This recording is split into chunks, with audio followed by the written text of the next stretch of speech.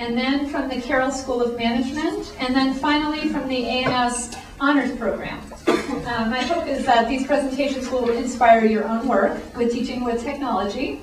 And the morning presentations will end promptly at 11:55, and we'll wrap up the morning with a short video on one of our new initiatives, the audience response systems, or the clicker systems. So you'll hear a little bit about that, and then there is an afternoon session on that as well, and you'll be hearing more over lunch about the clickers. So after these morning sessions, we will travel over to Devlin Hall, room 8. I do want to make an announcement about room changes. I sent out an email just a couple days ago about some room changes. Because we were oversubscribed for the keynote and for the afternoon sessions, we did make a few room changes, and I want people to be aware of those. Lunch and the keynote will be held in Devlin 8 and not Higgins 300. There are signs by the old doors, so in case anyone gets lost, we're all going to be in Devlin 8. And then the blogs and wikis is scheduled now in Campion 131. And the iTunes U demo is going to be scheduled here. All of those we had to change due to the numbers, the number of registrants. So I'm going to hand this off to Jeannie Poe, who's going to introduce our first presenter. And Jeannie will be your host this morning. And I will see you over at Devlin for lunch. So thank you.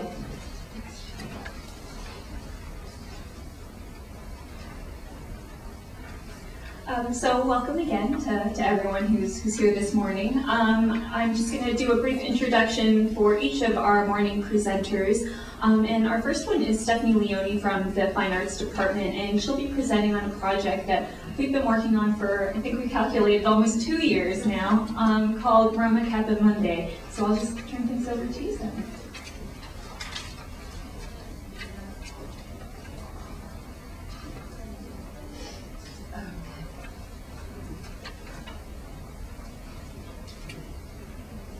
Good morning, everyone. I'll begin today. Well, first of all, I want to thank Jeannie and Dept for inviting me to speak this morning. Let me know if you can't hear me. And I wanted to begin with a question that I always ask my students in my classes on Renaissance and Baroque art history, classes that have very much to do with Italy and especially Rome. I always ask my students, who has been to Rome? So let me ask you that question. How many of you have been to Rome? So maybe about 50%. And do you feel like you understand the city well? The plan of the city, the urban matrix? A couple of people, 2. So 2 maybe out of 20-something. So it's a city that's a rather confusing city. It's a city that is infinitely interesting and intriguing because it's built up over thousands of years. It's a city that's highly layered, so that you can never claim to know all of Rome, and you can never claim, I don't think, to be bored with Rome, because there's always something to see. So this project, which was a thoroughly collaborative project, a intricately technological project, the aim of this project is to bring greater clarity to the minds of students about the city of Rome, and to help them understand the urban plan, and to understand the relationship between the monuments that we study in class and the city itself. And that's one of the greatest pedagogical challenges as an art and architectural historian, and that is to help students understand the original context of buildings and works of art. And this is always a challenge.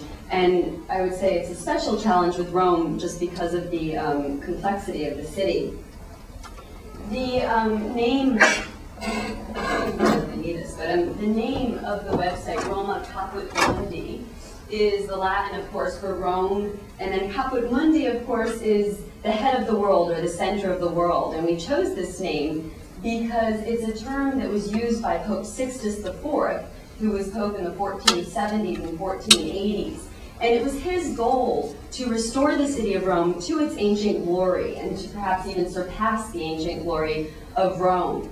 And the idea at this time is that Rome was largely abandoned in the 14th century by the papacy, so there was little upkeep of the city, little building, infrastructure had sort of fallen apart, And beginning really with Nicholas V in about 1450, and then Sixtus IV and all of his successors, the Pope sought to rebuild the city. So the idea is that early modern Rome, from about 1400 to 1700, is a city that was a construction site. There was constant building of new buildings, but also, and more prevalently, rebuilding buildings that existed, remodelings, renovations, expansions. So there is a core of the city that has always existed. If I had to determine what was the single motivation behind this website, I would condense it to a comment made to me by a student, a very good student of ours from the Fine Arts Department, who's now gone on to graduate work. And he had taken my Baroque art class, and then he went on to Rome to study for a semester. And when he came back, he said to me, you know, I never knew that two churches, San Carlo and Sant'Andrea, are on the Quirinal Hill, one of the hills of Rome, and are so close to each other. And I can show you where these two churches are. We have San Carlo alle Quattro Fontane by the great architect Borromini, and then Sant'Andrea al Quirinale by Bernini. These two architects were great rivals in the 17th century. So it's significant that these churches are right down the street from one another. And of course, in class, I had shown a map, I had talked about the locations, but sometimes, you know, not all of these things sink in until you're actually present in front of the monument. So John's comment really made me think about how I could help students understand the city in a way that appeals to them. And I think that you know, we're all in agreement that students are very savvy when it comes to the internet and to using websites, probably a lot more than we are. So this was sort of the motivation, the initial motivation.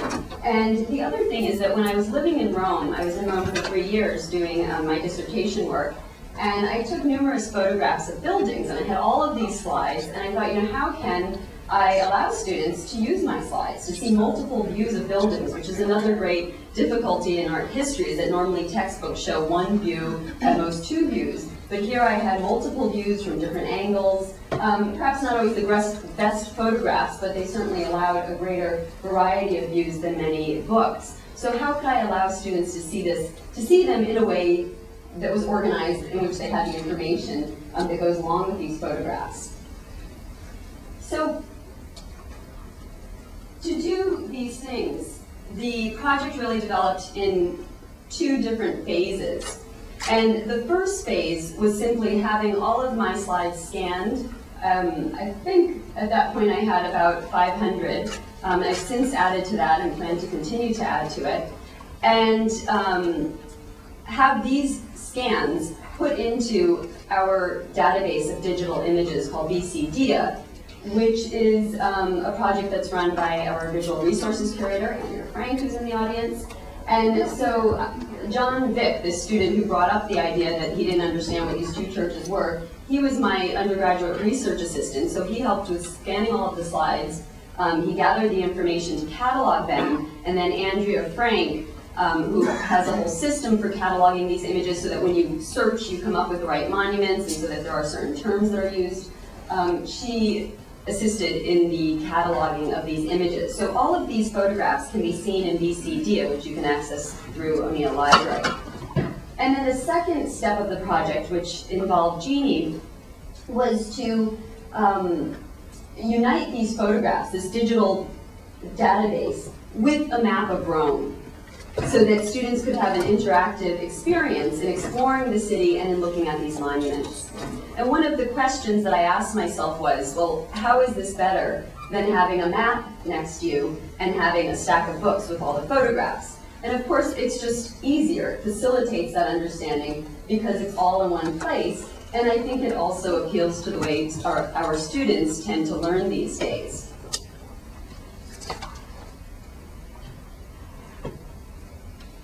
I thought I would give you an overview of the website so that you understand how it works, and then speak a little bit about more specifically about the pedagogy behind it and the types of projects that I envision that will use the website.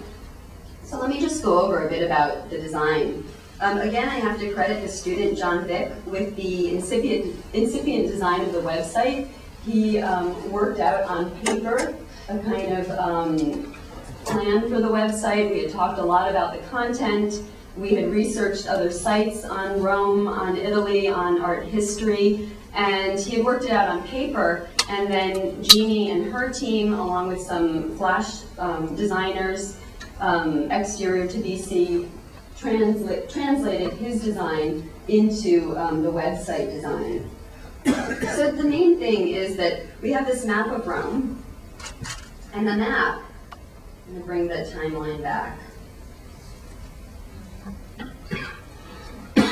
The map of Rome is a schematic map based on an historic map of Rome from 1676. Falda was the one who made the map, and he made it for Pope Innocent XI.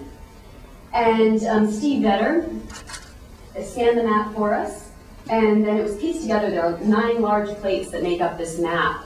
So it was pieced together, schematicized, and the result is what you see here. And unlike modern day maps of Rome, which orient you to the north, which is to the left here, this map is oriented to the Vatican, which is down below. And of course, the idea is that the Vatican is sort of the, oversees the city of Rome. So the orientation is different, and this is actually explained in the section called About, which tells you about the website. So you understand the orientation, and the Vatican is over here. And the key thing was that we wanted to differentiate between different types of monuments, so that if you want to just look at churches in Rome, you can click off the other types of monuments. So the default is to see all of the monuments, or you can select particular types.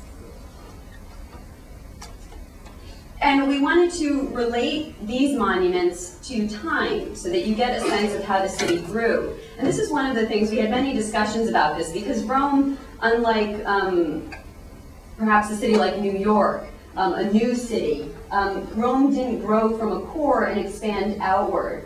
The ancient walls of Rome, which you see, for instance, down below here, these go back to antiquity, of course. And the core of Rome has been built since antiquity. You have outlying areas that are gardens and villas, not as densely built, and those were filled in a bit during the Renaissance and Baroque. But basically, a lot of the buildings in Rome already existed, so we couldn't show it growing outward. But what we could show is how monuments were built and rebuilt. So the idea is that the gray icons are buildings that pre-exist 1370, and then they become black when they are built. So these black ones are, for instance, this street, the Corso is a street that goes back to antiquity. So the icon is black from the beginning of the timeline. So we wanted to unite the city with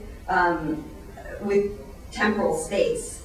And so as you move, you can move this along the timeline, and not a lot happens for a while. As I said, 1450 was an important year.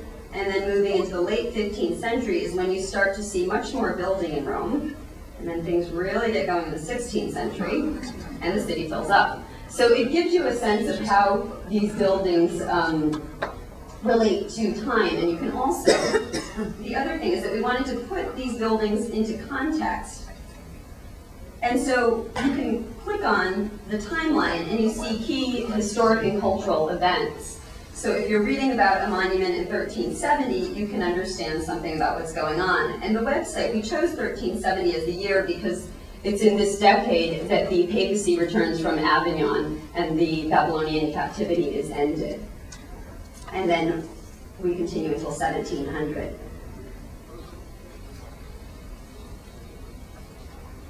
One of the other issues that we have with the site is that when it does become crowded, if we had all of the names appearing, it's just a massive jumble and you couldn't read them. So this is something that we talked a lot about, because the whole idea of this is that you could look at this map and understand the relationship between sites. Well, how can you do that if you don't know which site is which? So when it is in its least magnified form, you can scroll over and see the names of different sites. And then as you magnify the map, I think we have to go 2, the names appear. So this was the best that we could do, and in talking with Jeannie, this was something that I was very focused on. In talking with Jeannie, she said that even Google Maps has this problem. So I figured, well, if Google hasn't found the perfect solution, I think that this is quite good. And you can see that when it's magnified, you can move this box around to see different parts of the city. But again, I think you need to see the whole city, especially if you don't know the city of Rome. You need to see the whole city to understand things. Let's see, what else have we done here? We have up above, well, let me just click on one of these just to give you a sense of what happens when you do look at a monument. Let's see, we'll say the Church of Gesù e Maria. So when you click on a monument, you see a short text that is a brief description of the monument, you get a photograph, and then you can view images and text. And here you have the full text of the monument. It takes a little while sometimes. Here we don't have a lot of photos. But you can read a history of the site.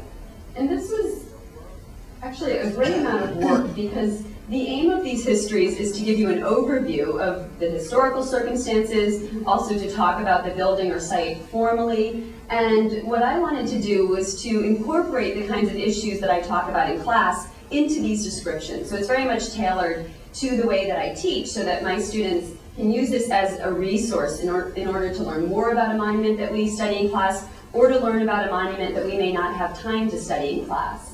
Now, these descriptions, this was another great collaboration between 2 undergraduate research assistants and me. And I had these research assistants write the initial descriptions, and then I went over them, checked their sources, edited them, and added my particular viewpoint to them. But it was a tremendous help to have these undergraduate research assistants. And I think for them it was a very good way to learn more about doing research and about how you approach a project like this.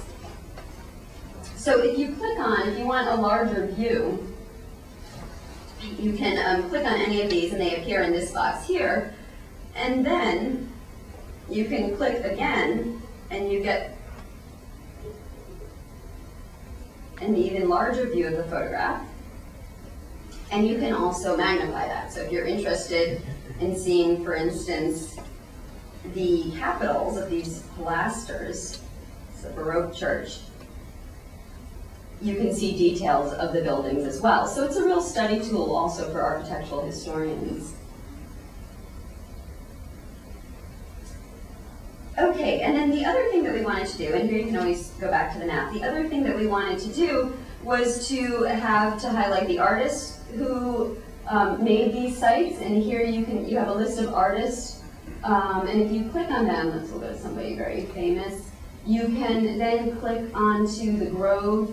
For those of you who don't know art history, the Grove is our encyclopedia of art history, an excellent resource, and it links you to that. Now this is the part that is exclusive to the BC community because you pay to be a member of the Grove, like most of these resources. And so, surprisingly, it didn't ask me for my password, but normally it asks you for, oh, okay, I guess if you're off, then it will ask you for a password.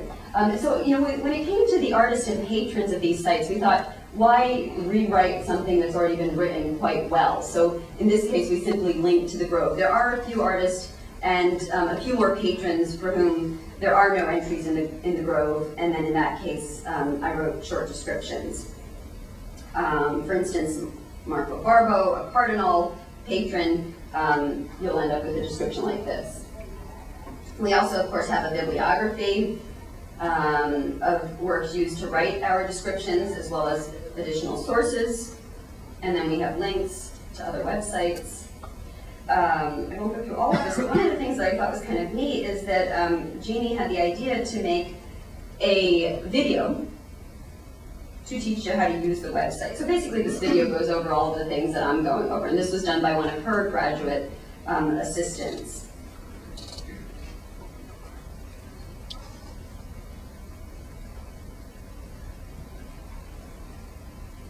Are there any questions so far?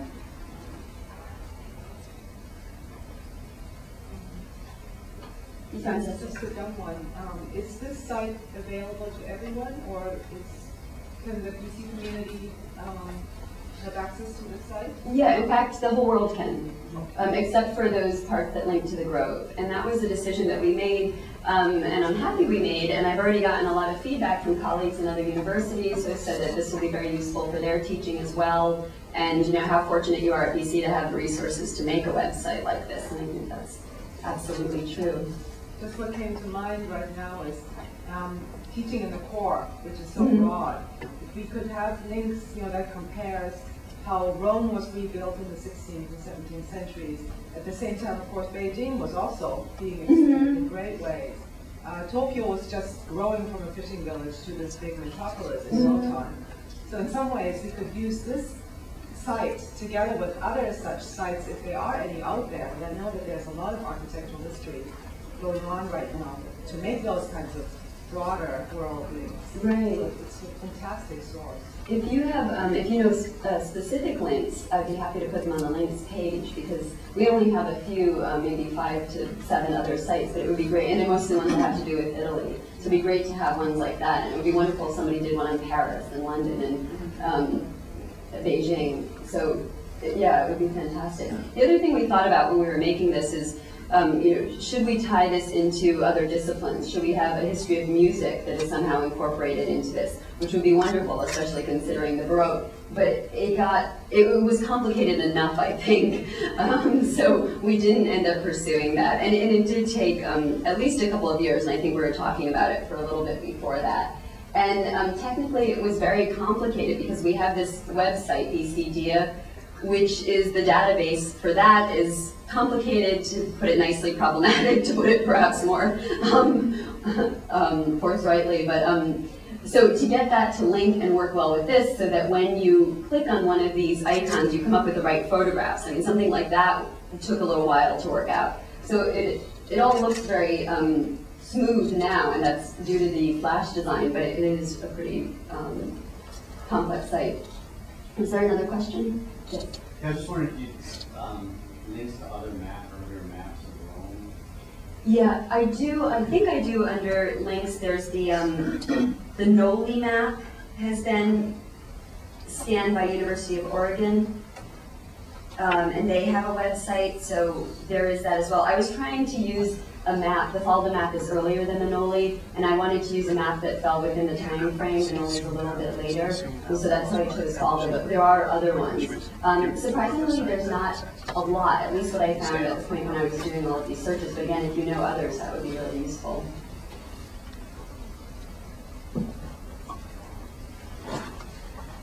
Okay.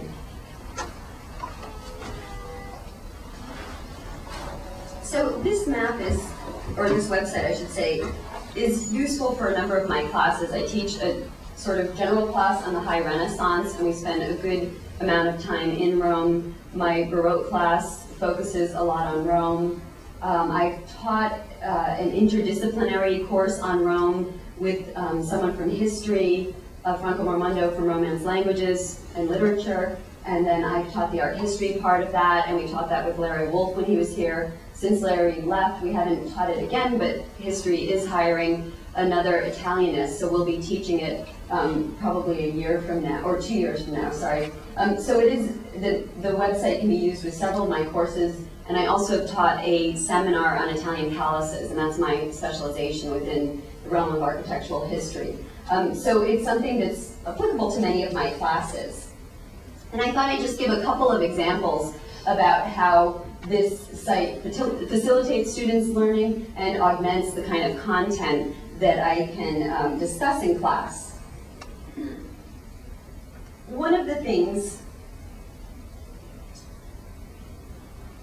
that it allows us to do is to compare different types of monuments. And if we're thinking about residential monuments, we can talk about houses, palaces, and villas. Villas are houses outside of the city, so since we're in Rome, we don't have a lot of villas on the site, but these arrows indicate that this villa is actually located off of the map, and there are a couple of these. They're called suburban villas because they're on the periphery of Rome. And there's one down below. So we can compare villas as a type to palaces, monumental houses, and then your simple house. And so this is a house, it doesn't even have a name. That will tell you that it's a relatively modest site. It is significant.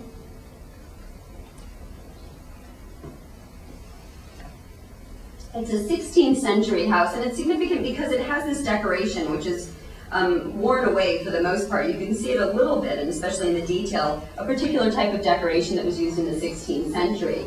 So we can compare this kind of construction, relatively modest, 3 windows across the facade, to something much more grandiose, the Palazzo Farnese.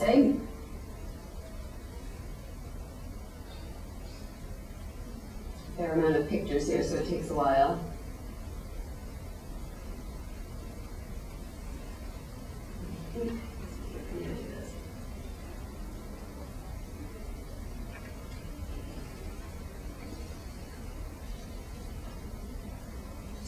Two palaces, which you can tell are much larger constructions, and oftentimes isolated within the cityscape.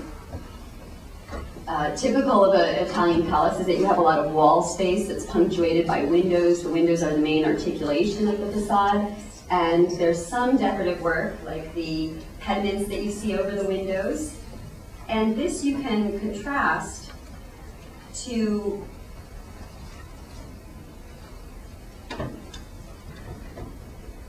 a villa, like the Villa Borghese, where you see there's much more openness in the facade. So students can use these icons to differentiate between building types and to make formal comparisons between the appearance of these buildings. Now, another thing that I talk a lot about in my classes, especially in my palace class, is how families in Rome, and when we're talking about early modern Rome, we're often talking about papal families, how these families created territorial dominions within the city to distinguish themselves and to articulate their status. And if we look at just fountains and palaces, we can compare, for instance, the Barberini dominion. This is the family of Pope Urban VIII, the great patron of Rimini. And if you go on to click on this and read the description, you can read about the palace that was built by that family, and then the adjacent fountain, so how this fountain extended their territory into the piazza near the palace. And I could have the students compare the Barberini's appropriation of this space to another family's appropriation of space, the Palazzo Pamphili, which was the subject of my dissertation in my forthcoming book. And again, the use of fountains to extend their identity further into the cityscape. So that would be the kind of assignment that I could give students, and then the texts do discuss these issues so that they can understand how families carved out different spaces within the city. The other thing that we can think about, if we want to think about religious monuments, we can think about the growth of Reformed churches. And if we go back in time,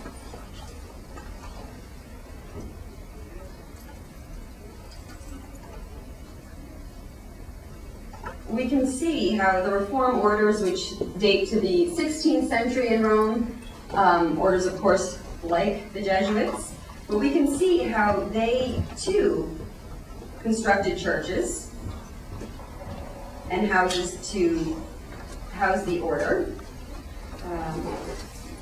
We should see, there's the Gesù, the first church of the Jesuits in Rome. So we can see how these orders followed one another. That was one of the first Reform order churches. Sant'Andrea della Valle, built down the street from the Gesù. And if we were to compare them formally and go to the photographs, we can see that there are many similarities between these churches. This one was built by the Theatines shortly after the Gesù, and you can see here it gives you a sense of time. And we'll just go a little bit forward to see what happened to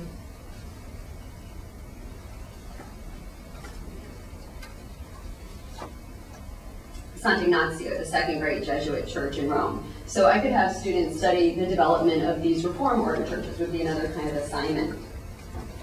So I think of this as a website that can be used to augment their independent study.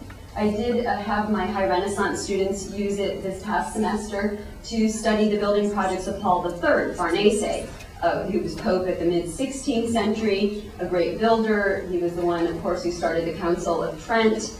And he was very cognizant of the relationship between the physical city of Rome and the reputation of Rome. And he felt that, how can the papacy assert their authority if the city is in shambles?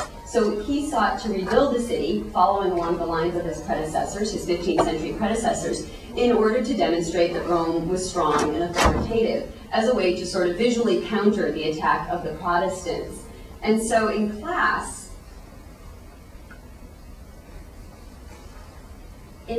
we study the Campidoglio, or the Capitoline Hill.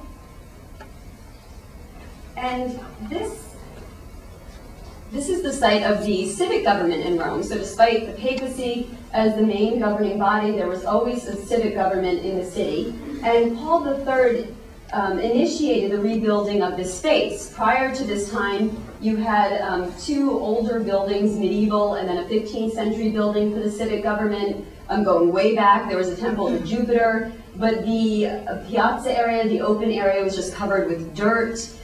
It wasn't an area that bespoke the strength of the civic government in Rome. And so Paul initiates this project. He hires Michelangelo to redesign the site. So Michelangelo puts new facades on the existing buildings. He adds a third building to give the site a sense of symmetry. He adds this great staircase so that there is an easy ascent to the top of the hill. And then he places this statue of Marcus Aurelius. At the time it was thought to be Constantine, who of course was important for the papacy as the emperor who converted to Christianity. He places the statue of Constantine at the middle. So basically, Michelangelo redesigns this site in order to project an image of unity and order and authority. And so we studied this site in class as an example of the civic works of Paul III.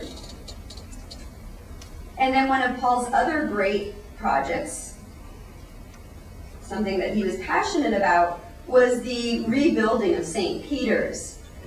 And of course, this was a building project that took place over a couple of centuries, involved numerous popes and architects. And Paul's role was to get the crossing of St. Peter's built. The project had been initiated earlier in the 16th century. It was basically a great construction site. It was not a site that visually communicated the center of the Christian world. And so he got Michelangelo on the project, and Michelangelo redesigns an earlier plan, and then that is built toward the end of the 16th century. So we talked about Paul and Michelangelo at St. Peter's and how this was an important moment in the history of Catholicism.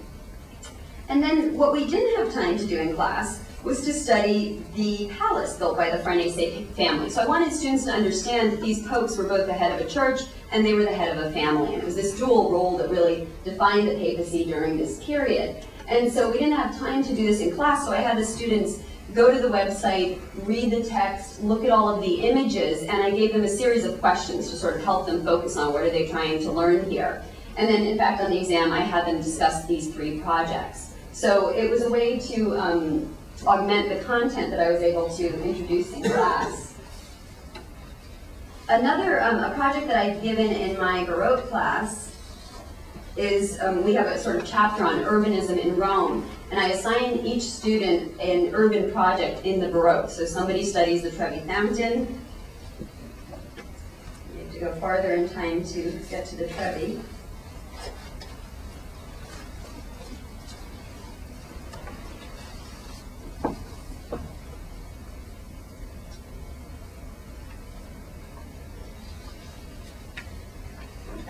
This is where the sort of peculiarities of the site become evident, because I have only 2 photographs of the Trevi Fountain, which you know is one of the most famous monuments in Rome, but I have numerous photographs of sort of unknown houses and palaces. So this is something that my husband thinks I should work on. So in this project in my Baroque art class, each student is assigned a different urban project of the Baroque period, Trevi Fountain being one, Santa Maria della Pace being another. So it is another resource for them. They can use the text as a source, they can use the photographs, and there are other sites. I'll show you one more just so you know that there are others with better photographs, and the Trevi is on my list of monuments to photograph.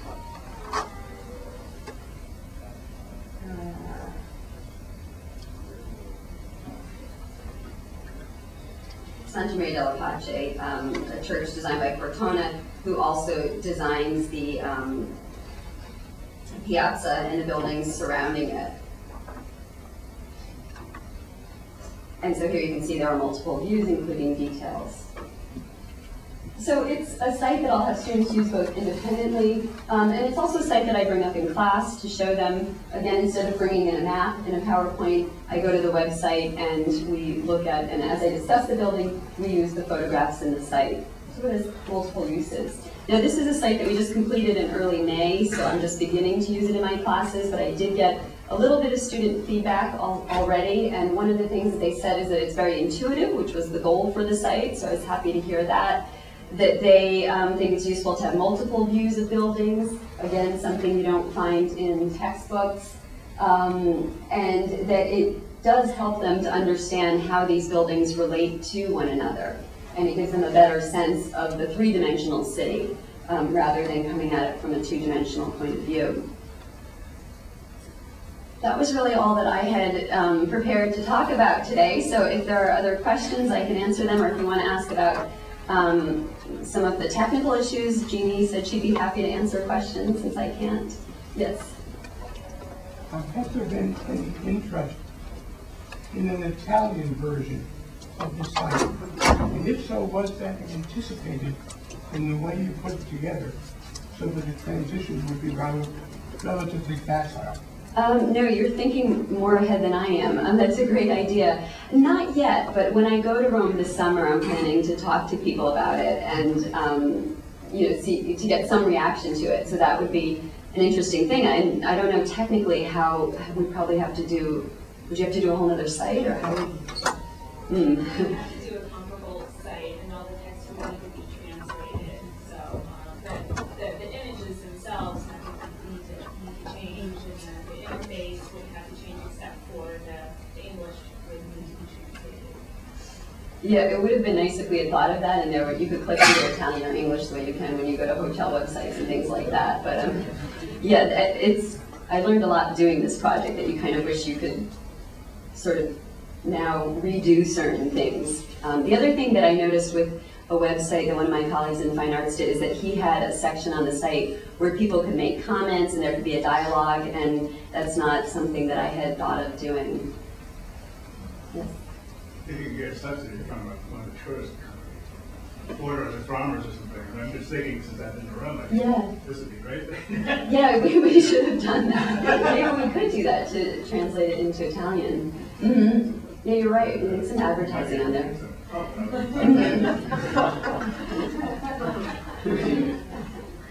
Yes. Could you talk a little bit about how your team went about designing the website, the graphic look of it, and how you actually put it together? Jeannie, do you want to talk about that?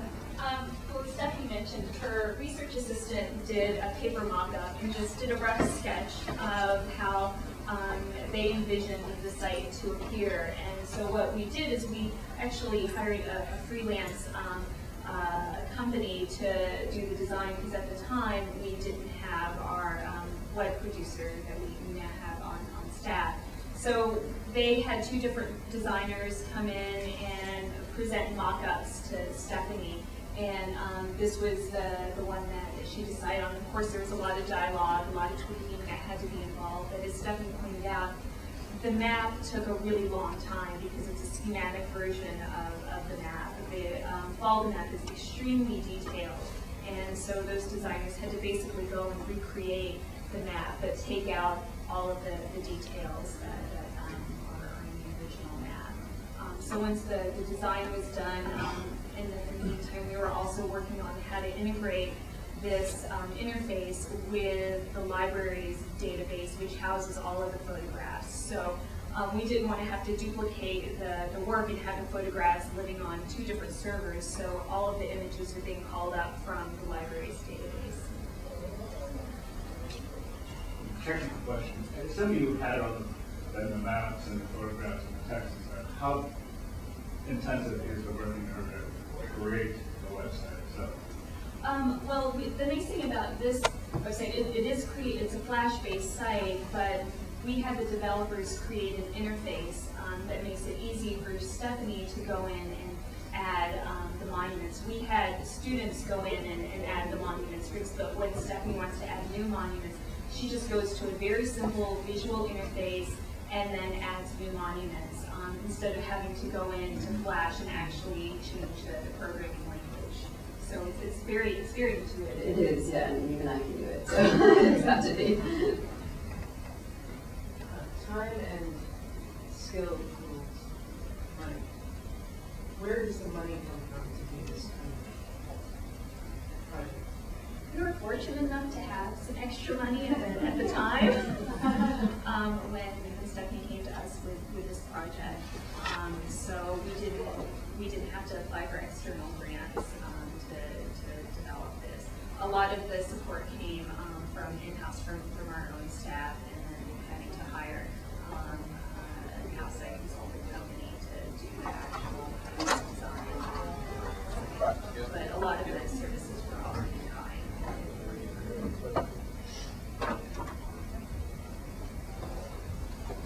I'm interested in the image archive you referred to. I expected it's an image archive that contains other images of toxicology beyond the who programmed it, who's responsible for it, and what kind of problems are you having? And can you get them to redesign the project? The system is digital, and it's run by the Library Assistance Group in O'Neill. So there are a number of different images that are being housed in digital. Ex Libris, the vendor who makes digital, was very helpful in working with us. And so Jamie Walker, our web developer, actually worked with the folks from Ex Libris to come up with some scripting to help our interface interact with digital's interface. So it's using a web API. So that knowledge is in existence now, it's not going to prove a problem. Right, we've been able to build on that knowledge and use that knowledge to work on other projects, like the Becker collection, which is housed in digital, but we're creating a separate interface. So we're calling up those images through the interface just as we're doing in our own project.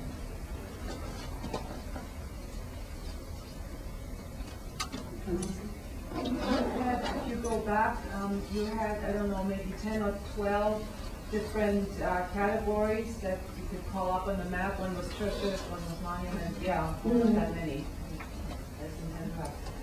If you say, I mean, you're done with this now, and now a new category comes up that you would like to be able to show on the map, can you now add that? We'd have to actually redesign this interface because we have to make room for a new icon. If she wants to add an existing monument that already has an icon, that's pretty simple to do. One of the things that I'd like to do within the parameters of what we can at this point is to add more ancient buildings. And I'd love to team up with somebody who studies ancient art. And I do have friends who do and who have photographs. So that would be fairly easy to add because we just add more icons and we would just need to write the text. So that would be a place where we could expand it. And we could certainly expand it into medieval Rome and even modern Rome. We also have the other sort of catch-all icon that's out there as well. Right. Yes. It's absolutely beautiful. And you talk about making it available for sale. How are you dealing with your images now? Do you have them, are they in copyright or only photographed? Yeah, we only use my photographs and then photographs from Jeff Howe, who's a colleague of mine in the Fine Arts Department. And so the idea is that if you want to use them, it says in here, terms of use, it says that you have to contact us and ask permission, but we couldn't use photographs that are copyrighted for that reason. So you didn't use Art Store? No, these are all just personal photographs. And you can see that I didn't have a perspective correcting lens. They're very much from the street point of view. And Jeff's are actually much better photographs, I have to admit. Yes? This site is open to the entire world. Mm-hmm. Any ideas how many people have come to visit your site? We did add a stat counter, but this site just launched, so, and we haven't done a lot of publicity around it, so we don't really have any accurate stats right now. Maybe the stat counter we just added. I think that would be something interesting to look at in the future to see. Yeah, and if you have colleagues at other schools who work on this period or work on Rome, it'd be great if you could spread the word. What kind of publicity does the university provide this kind of project? Usually with our projects, we'll contact OMC, ITS to see if they'll feature it in any of their publications or on any of their websites. And then we usually leave it up to the faculty that we're working with to communicate with publications and other colleagues that they know outside of the university. We have time for one more question. Is there something skillful at planting sort of meta links in the code so that if Google was sort of crawling through the sites there, you could Rome maps?